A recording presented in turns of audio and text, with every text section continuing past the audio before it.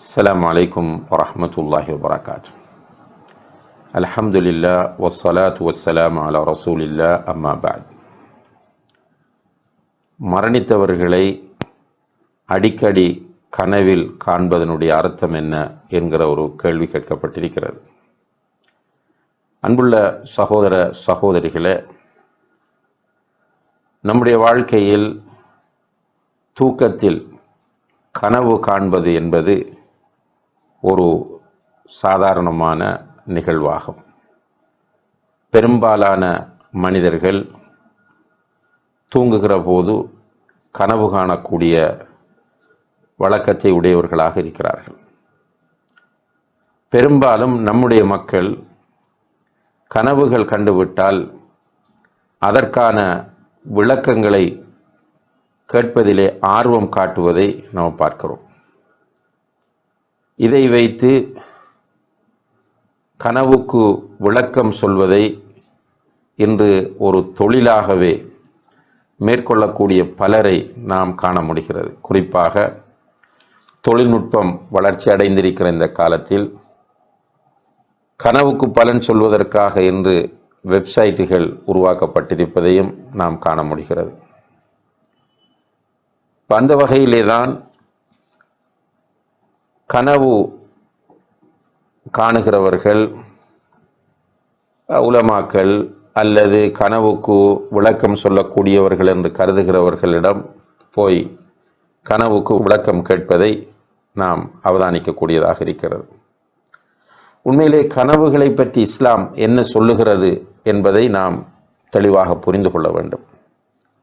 குறிப்பாக கனவுகள் பற்றி நபிகள் நாயகம் ஸல்லல்லாஹு அலைஹி வஸல்லம் அவர்கள் பல செய்திகளை கூறியிருக்கிறார்கள். குறிப்பாக கனவு தொடர்பாக வரக்கூடிய எல்லா ஹதீஸ்களையும் ஒன்று சேர்த்து நாம் பார்க்கிற போது நபிகள் நாயகம் ஸல்லல்லாஹு அலைஹி வஸல்லம் அவர்கள் கனவுகளை 3 வகையாக பிரிப்பதை நாம் பார்க்கிறோம். ஒன்று நல்ல கனவுகள். இது அல்லாஹ்விடமிருந்து ஒரு மூமினுக்கு கிடைக்கக்கூடிய நன்மாராயம், நல்ல செய்தி என்று நபி ஸல்லல்லாஹு அலைஹி வஸல்லம் அவர்கள் சொல்கிறார்கள். இரண்டாவதாக கெட்ட கனவுகள், பயத்தை உண்டாக்கக்கூடிய கனவுகள். இது ஷைத்தானுடைய ஊசலாட்டத்தினால் வரக்கூடியவை என்று நபி ஸல்லல்லாஹு அலைஹி வஸல்லம் அவர்கள் சொல்கிறார்கள். மூன்றாவது கனவு மனிதனுடைய மனப்பதிவுகள் அல்லது ஆழ் மனப்பதிவுகள்.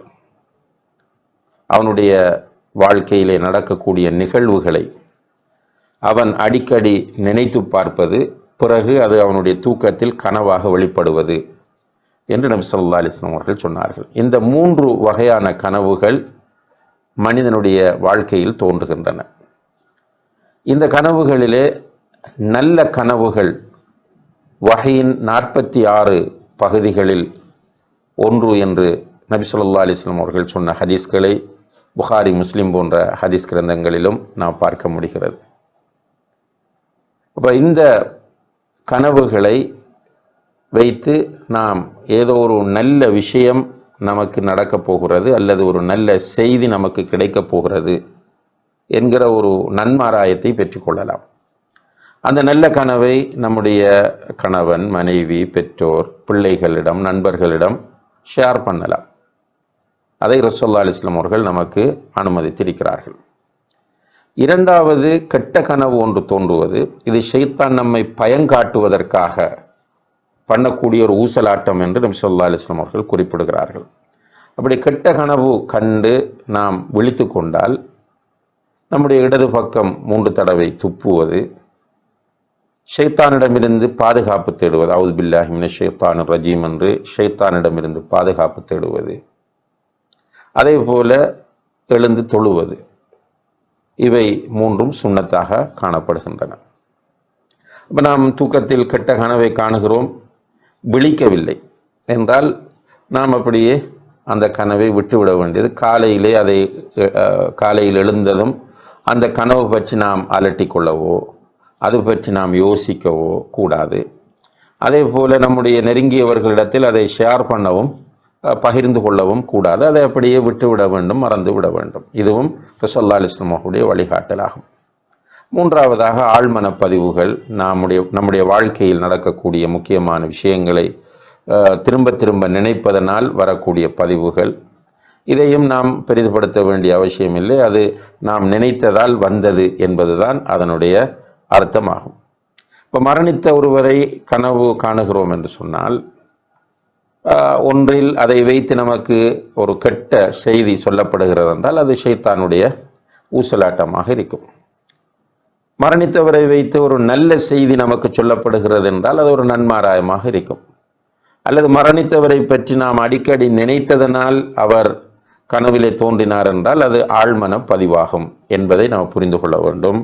மரணித்த ஒருவரை கனவில் கண்டால் அவருடைய பேரில் சதக்கா செய்வதோ அல்லது அவருக்காக வேண்டி விருந்துகள் சமைத்து கொடுப்பதோ அல்லது சிலர் சில மௌலவிகளை அழைத்து ஓதுவார்கள், இவ்வாறு செய்வதோ மார்க்கத்தில் உள்ளது கிடையாது என்பதை நாம் அறிந்து கொள்ள வேண்டும்.